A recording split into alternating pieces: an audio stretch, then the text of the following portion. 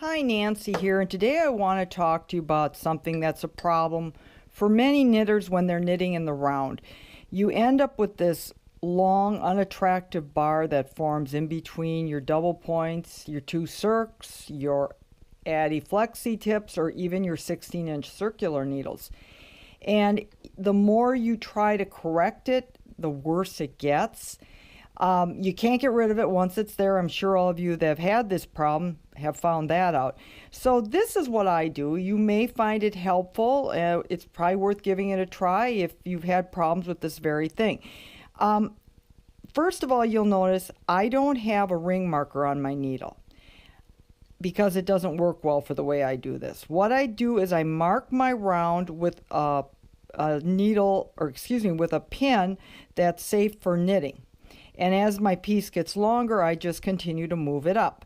So to start with, my knitting students always say it's like rotating your stock. And basically that's what you're going to be doing. You're going to be rotating your stitches all the time. So it will never have that opportunity to form that bar. So normally you'll see you're at the end of your needle, or the end of your row on your round, I should say. And you grab your needle and start on the next set of stitches. I'm not going to do that. I'm going to keep with this needle and I'm going to knit one extra stitch off that next needle.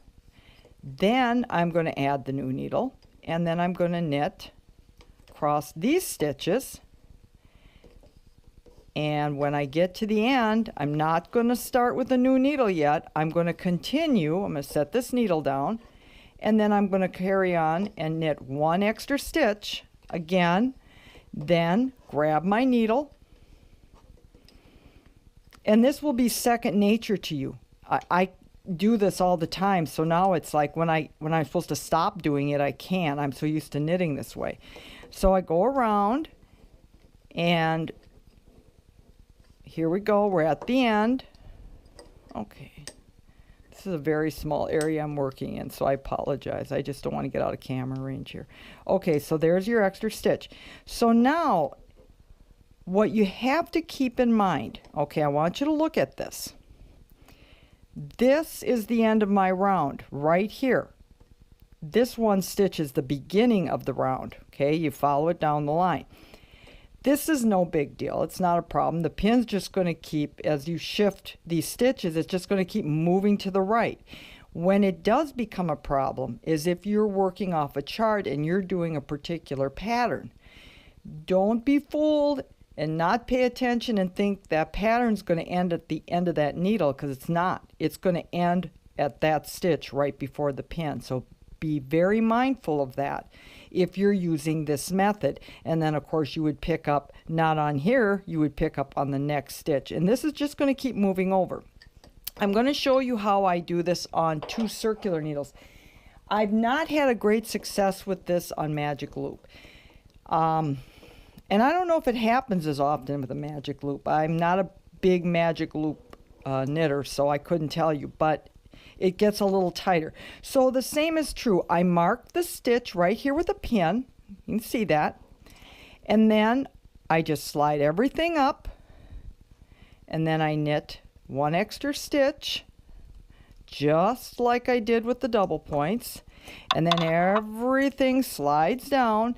And then you would take your needle, finish up like you normally would, and then do the exact same thing. So you would be doing this twice every time you go around, and you'll never get that bar. So what I want to show you is if you have the flexi tips, okay, which I'm doing a sock here, the same is true. Much smaller needle, of course. It feels funny when you go from a giant needle to this. Okay, so all I'm going to do is one extra stitch. You can see. All right, and I'm going to show you right here this pin I have in my knitting. That is my round marker, and believe me, this has been around several times. But what you're not going to see, there are no bars. No bars here at all. I just keep shifting this around, and I think it has a very lovely effect. I like it very much. Now, some of you are going to ask what yarn this is, and if you do, you're not alone. It's gorgeous yarn. So this is mustache yarn. Stacy over there is the queen of self-striping yarn, no doubt about it. This is her dark side colorway. But anyways, I'll put the link up on my video if you're interested in getting some of her yarns. They're very beautiful. But anyways, that's how you rotate your stitches.